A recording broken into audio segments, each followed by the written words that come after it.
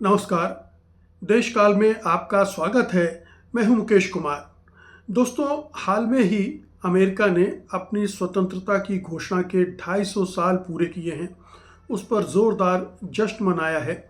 लेकिन अगर आप अमेरिका के इतिहास को देखेंगे तो आपको ऐसे बहुत सारे वाक़ये मिल जाएंगे, बहुत सारी ऐसी घटनाएं मिल जाएंगी जो ये साबित करती हैं कि अमेरिका असल में लोकतंत्र का मुखौटा ओढ़कर, लबादा ओढ़कर, मुखौटा पहनकर दुनिया भर में कितने बर्बरतापूर्ण काम कर चुका है, कितने अत्याचार उसने किए हैं, अमानवीय अत्याचार किए हैं, लोकतंत्र विरोधी काम किए हैं।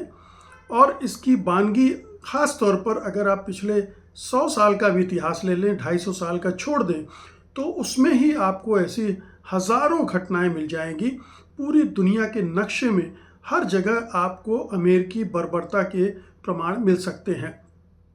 और उसकी जो खुफिया एजेंसी है CIA, वो इस काम में और भी आगे है। वही दरअसल इस तमाम कामों को अंजाम देती है। वो इसीलिए कुख्यात है और उसकी कुख्याति को खुद अमेरिका भी और अमेरिकी लोग भी महसूस करते हैं, वो स्वीकार करते हैं।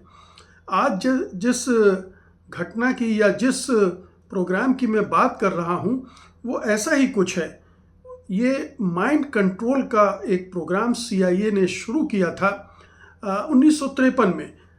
काफ़ी पुरानी बात हो गई है और वो उसके खुलासा भी हो गया था 17-18 साल के बाद कि इस तरह का प्रोग्राम वो चला रहा है। उसके बारे में मैं भी आपको विस्तार से बताऊंगा भी कि वो प्रोग्राम क्या था, कैसे चलता था। लेकिन अगर आपको जो मैं कह रहा था कि खुद अमेरिकी स्वीकार करते हैं कि CIA किस तरह के घृणित कामों में संलग्न रहती है, तो जो US congressional task force on the declassification of federal secrets की चेयर हैं, वो अन्ना पाउलिना लूना, इन्होंने अभी सुनवाई करते हुए कहा था कि जो CIA ने किया था माइंड कंट्रोल प्रोग्राम में, वो दरअसल क्राइम्स अगेंस्ट ह्यूमैनिटी है, मानवता के विरुद्ध अपराध है। बिना सहमति ड्रग देना, साइकोलॉजिकल टॉर्चर करना, नॉन कंसेंटिंग सब्जेक्ट्स यानी जिनसे सहमति हासिल नहीं की गई है उन पर प्रयोग करना। और उन्होंने ये भी कहा कि विक्टिम्स और फैमिलीज़ को न तो ये स्वीकार किया गया है कि कौन इसके विक्टिम बने हैं और कौन उनके परिजन हैं, और किसी तरह की कोई अकाउंटेबिलिटी इसमें नहीं रखी गई। उनको जस्टिस मिलना चाहिए था जो नहीं मिला। एक भी व्यक्ति इस कुख्यात प्रोग्राम के तहत जेल नहीं गया और न ही किसी विक्टिम को कंपनसेशन मिला।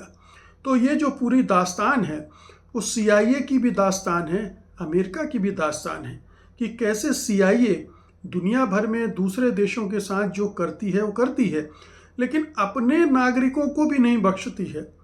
अमेरिका का सिस्टम किस तरह से अपने नागरिकों के खिलाफ काम करता है, उसकी भी ये मिसाल ये माइंड कंट्रोल प्रोग्राम है, जिसके बारे में मैं जो खुलासा हुआ है, जो अब और चीज़ें तथ्य सामने आ रहे हैं उनके हिसाब से ये माइंड कंट्रोल प्रोग्राम जो है वो MK अल्ट्रा के नाम से जाना जाता था। 1953 से 1960 के दशक के शुरू तक ये चला, गुप्त प्रोग्राम था। इसका मकसद था ह्यूमन माइंड को, मानव दिमाग को नियंत्रित करना, उसकी मेमोरी को मिटाना, उसके बिहेवियर को चेंज करना और उसके ज़रिए पूछताछ की नई तकनीकें विकसित करना। इसमें LSD जो कि मादक द्रव्य होता है, LSD और अन्य साइको एक्टिव ड्रग्स का अनकंट्रोल्ड इस्तेमाल करना है।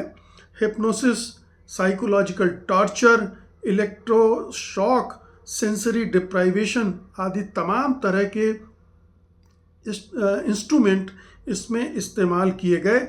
और सबसे ज़्यादा आपत्तिजनक बात ये थी कि इसमें जिन पर ये प्रयोग किए गए उनमें से किसी की सहमति नहीं ली गई। ये ज़्यादातर जो कैदी थे उनके साथ किया गया। जो साइकियाट्रिस्ट के पेशेंट थे, जो मनोरोग के पीड़ित थे, उनको उन पर प्रयोग किए गए। हॉस्पिटल में पेशेंट्स जो होते हैं उन पर किए गए, मिलिट्री पर्सनल, सोचिए, सेना के लोगों पर प्रयोग किए गए और आम लोगों तक भी किए, यहाँ तक कि जो वेश्यालय होते हैं उनमें किए गए और जो सामान्य अमरीकियों के घर होते हैं उन तक में ये प्रयोग किए गए। CIA के अंदर विक्टिम्स को एक्सपेंडेबल्स कहा गया, यानी अगर ये मर मुरा जाए तो कोई दिक्कत नहीं है, मरने दो इनको, हमें तो अपना प्रयोग करना है। और सिडनी गोटीलाई इस प्रोग्राम का मुख्य आर्किटेक्ट था, उसके कहने पर यह प्रयोग शुरू हुए थे। तो ये कांग्रेशनल कमेटी ने ये पूरा सुनवाई अभी तक चल रही है, लेकिन इसके अगर जड़ में जाना है तो आपको ये कुछ चीज़ें ध्यान में रखनी पड़ेगी कि पहले तो ये कि जो इसकी जांच हुई थी, उस जांच समिति ने इस पूरे प्रोग्राम में क्या क्या पाया उसको मैं उसका ब्यौरा आपको मैं दे देता हूँ। ये जांच कमेटी बनी थी जिसको चर्च कमेटी कहते हैं। इसकी रिपोर्ट 1975 से 1977 के दौरान आई थी और ये चर्च कमेटी वो वाला चर्च नहीं है, चूँकि इस कमेटी के अध्यक्ष सीनेटर फ्रैंक चर्च थे तो उनके नाम से ये कमेटी है। तो चर्च कमेटी ने इसकी पूरी पड़ताल की थी और इसका फोकस मुख्य रूप से 1977 की ज्वाइंट हियरिंग्स में आया था और ये project MK ultra the CIA's programme of research in behavioural modifications, यानी आपके व्यवहार में संशोधन बदलाव करने का एक प्रोग्राम था। इसकी की फाइंडिंग्स क्या थी? एक, प्रोग्राम का जो नेचर क्या था। MK अल्ट्रा 1953 में शुरू हुआ। इसके जो सिडनी गोटिलिएव थे उसके प्रमुख थे। इसका उद्देश्य behavioural modification, mind control, interrogation technique विकसित करना था। LSD और अन्य drugs, hypnosis, sensory deprivation, electroshock के जरिए ये करना था। जैसा मैंने बताया, इसमें किसी भी जिस पर प्रयोग किए जा रहे थे किसी से भी सहमति नहीं ली गई। इसमें बहुत सारी संस्थाएं भी शामिल हुई, 80 से ज़्यादा संस्थाएं, यूनिवर्सिटी शामिल हुई, हॉस्पिटल और जो जेल होती हैं उनको भी शामिल किया गया इस प्रयोग में और 185 से ज़्यादा रिसर्चर इसमें इन्वॉल्व हुए। इसकी जो फंडिंग है वो छिपा कर की गई और फ्रंट ऑर्गेनाइजेशंस के ज़रिए की गई और किसी को पता भी नहीं चला कि ये प्रोग्राम दरअसल किस मकसद से किया जा रहा है और इसमें क्या खतरनाक चीज़ें की जा रही हैं। ये सब कुछ हो रहा था और जब ये चीज़ें खुलने लगी, पता चलने लगे कि इस तरह का प्रयोग हुआ है और इससे बहुत सारे मरीज़ों को, बहुत सारे लोगों को नुकसान पहुंचा है, उसका एक उदाहरण में भी मैं अभी दूंगा आपको। तो जब ये खुला मामला तो फिर CIA के लोगों ने इसके रिकॉर्ड डिस्ट्रॉय कर दिए, ज़्यादातर फाइलें नष्ट कर दी गई और जो बची भी वो 1977 में फाइनेंशियल रिकॉर्ड्स में मुश्किल से मिल पाई। और हुआ यही कि फिर पूरा जो अपराधी थे, जो जिम्मेदार लोग थे, इससे बचकर निकल गए, किसी एक को भी सज़ा नहीं हुई और जो विक्टिम थे उनका भी पता नहीं चला कि उनकी मदद की जा सके, उनको कंपनसेट किया जा सके। ये काम भी नहीं होने दिया गया। तो देखिए, अपराध भी किया गया, अपराध पर को छिपाया भी गया और जो अपराध के भुक्तभोगी हैं उनको भी किसी तरह की मदद नहीं मिल पाई।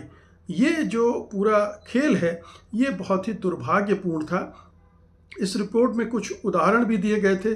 LSD testing on unwitting citizens including in brothels, जो मैंने कहा, प्रिजनर्स और मेंटल पेशेंट्स पर एक्सपेरिमेंट हुए। सब प्रो ऑब्जेक्ट 149 से ज़्यादा ऐसे प्रोजेक्ट चले जिसमें हिप्नोसिस और ड्रग कॉम्बिनेशन का इस्तेमाल किया गया। ये तमाम चीज़ें चर्च कमेटी ने पूरी तरह से खोल कर सामने रख दी थी और उसके बाद से लगातार इस पर कांग्रेस की सुनवाई हो रही है। अभी हाल में जब सुनवाई हुई थी तो ये मामला फिर से उभर कर आया, बहुत सारी चीज़ें और सामने निकल कर आई। अब आपके मन में ये सवाल ज़रूर उठ रहा होगा कि जब इतना बड़ा लोकतांत्रिक देश है, सुपर पावर है, ह्यूमन राइट्स की बात करता है, तो ऐसा कैसे हो सकता है कि CIA जैसी संस्था अपने ही नागरिकों पर के मानवाधिकारों का उल्लंघन करे, क्राइम्स अगेंस्ट ह्यूमैनिटी में इन्वॉल्व हो जाए और सिस्टम से बच भी जाए। तो सबसे पहली बात तो कि ऐसे प्रोग्राम्स को मंजूरी कौन देता है, क्यों दी जाती है? तो ये इस तरह के प्रोग्राम्स को मंजूरी देने की एक आड़ ली जाती है, और वो है नेशनल सिक्योरिटी। हमारे हिंदुस्तान में भी नेशनल सिक्योरिटी के नाम पर क्या क्या होता है आप जानते हैं। किसी को भी पकड़ लो, जेल में ठेल दो, उस पर देशद्रोह का आरोप लगा दो, उस पर प्रधानमंत्री की हत्या की साजिश में शामिल होने का आरोप लगा दो और जेल में ठूंस दो। ये तमाम चीज़ें जो हथकंडे भारत में हम देखते हैं, वही हथकंडे उससे भी भयानक स्तर पर CIA करता है, और ये राष्ट्रीय सुरक्षा के नाम पर किया गया था। उस समय कोल्ड वार चल रहा था, तो अमेरिकी तंत्र जो है वो इस तरह के प्रयोग कर रहा था कि अगर चीन या रूस में कोई कार्रवाई करना है तो वहाँ के लोगों की कोई माइंड को कैसे कंट्रोल किया जाए, कैसे उनकी ब्रेन वॉशिंग की जाए।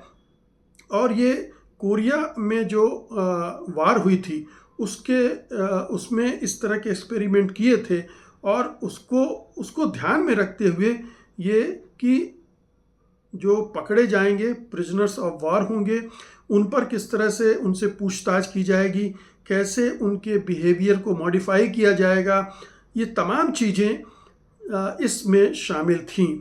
और जो 9/11 का हमला हुआ था, उसके बाद से दुनिया भर में बहुत सारी ब्लैक साइट पहले भी बनी थी, फिर और ब्लैक साइट मतलब केवल अमेरिका में इस तरह की चीज़ें नहीं, दुनिया के बहुत सारे देशों में इस तरह की ब्लैक साइट क्रिएट की गई, जहां पर इस तरह के प्रयोग और इंटरोगेशन करने की टेक्निक इस्तेमाल की जा रही थी।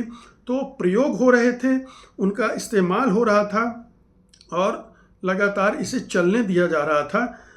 प्रेसिडेंट बुश एडमिनिस्ट्रेशन के जो डिपार्टमेंट ऑफ जस्टिस के लॉयर थे, जॉन यू, उन्होंने बताया था कि उन्होंने जो टॉर्चर मेमोज लिखे थे, जिनमें इन्हें टॉर्चर नहीं माना गया और लीगल कवर दिया गया, CIA ने इफ़ेक्टिव इंटेलिजेंस टूल बताया।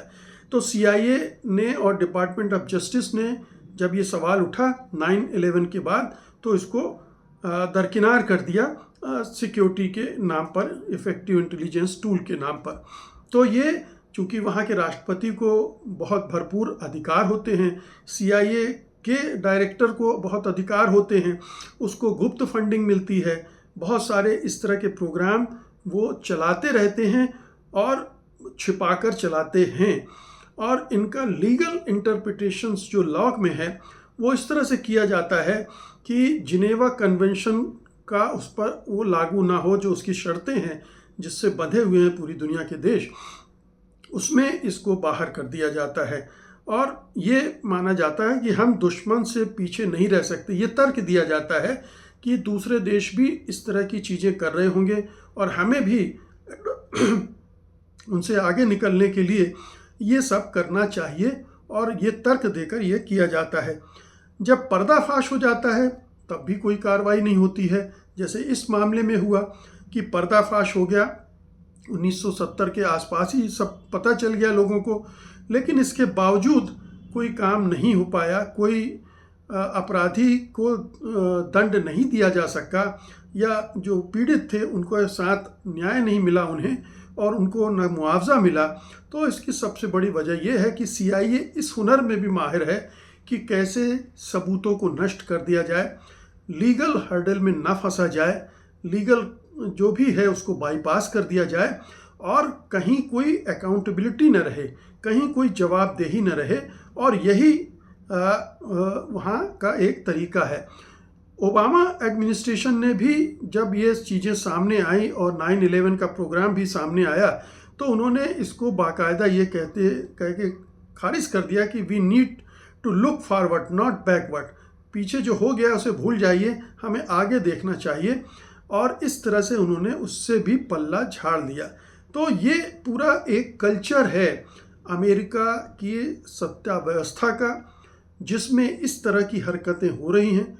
दूसरे देशों के नागरिकों को तो परेशान किया ही जाता है, उनको तो टारगेट किया ही जाता है, लेकिन अपने देशों के अमरीकियों को भी इसमें इस्तेमाल किया जाता है और सिर्फ सिक्योरिटी के नाम पर अंधाधुंध फंड मिलता है, जिसका इस्तेमाल CIA बहुत तरीके से उसके अधिकारी करते होंगे। और दूसरे देशों में भी बहुत सारे इस तरह के, जो मैंने ब्लैक साइट्स की बात की, वो बना रखी हैं, वो चल रही हैं। बहुत सारे ऐसे